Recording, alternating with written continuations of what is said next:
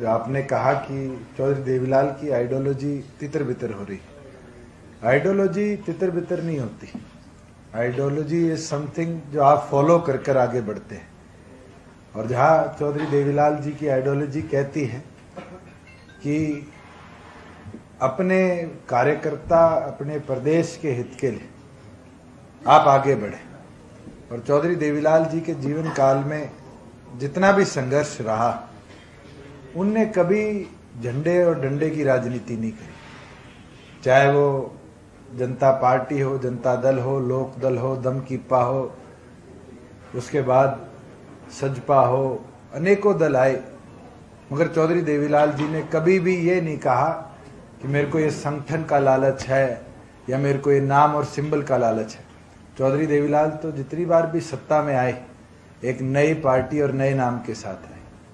और जहां परिवार के तितर बितर होने की बात है, पारिवारिक तौर पर सारे एक हैं, और ये खून के रिश्ते कभी नहीं टूट सकते या बदल सकते।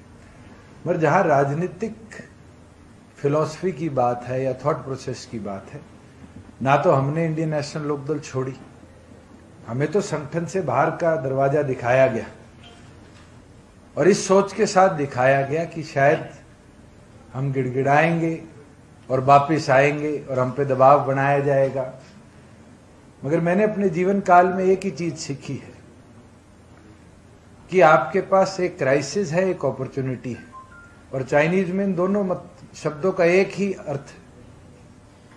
वो आपने निर्णय लेना है कि आप उसको क्राइसिस बनाकर दरवाजे पे रोने का काम करोगे या अपॉर्चुनिटी बनाकर खड़े होकर आगे बढ़ने का काम करोगे। और मुझे लगता है कि आज तमाम साथी इस पूरे वाक्य को एक अपॉर्चुनिटी के तौर पर लेकर आगे बढ़े हैं। और वो निर्णय 17 तारीख को डॉक्टर अजय सिंह चौटाला जी ने तमाम अपने 22 के 22 जिलों के साथियों के साथ मिलकर लिया। 9 तारीख को जननायक जनता पार्टी का जन्म हुआ लाखों लोगों के साथ मिलकर जींद की धरती पर। हमने रिस्क लिया, पहला बाई इलेक्शन भी 40 दिन के अंदर लड़ा, 38,000 वोट हमने सिक्योर करे, सेकंड आए। जो पार्टियां हमें कहती थी जमानत जब्त होगी, बच्चों की पार्टी है, एक की जमानत 800 वोटों से बची, जिसके अंदर राहुल गांधी की पूरी टीम मैदान में थी। दूसरी पार्टी की जो हालत है उस पर मैं वर्णन ना करूं तो बेहतर है। सब्सक्राइब करें और साइड में दी घंटी को भी दबाएं ताकि आप तक हर समाचार पहुंच सके।